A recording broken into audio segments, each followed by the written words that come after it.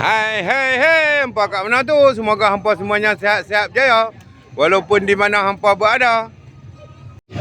Hari ini Mak Ali berada di Pasar Pagi Gunung Keriang, sahabat-sahabat tu. Pasar Pagi Gunung Keriang.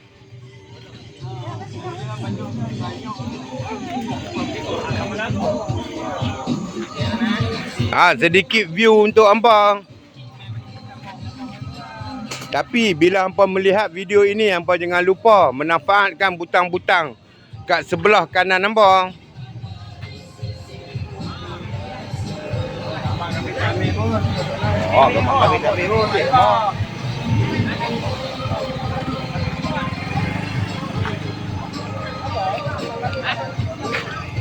Sesiapa yang bermasalah dengan urat boleh dapatkan minyak Raja Kayu kat Bayo Mak Ali. Okey. Jumpa lagi next video. Bye bye. Assalamualaikum.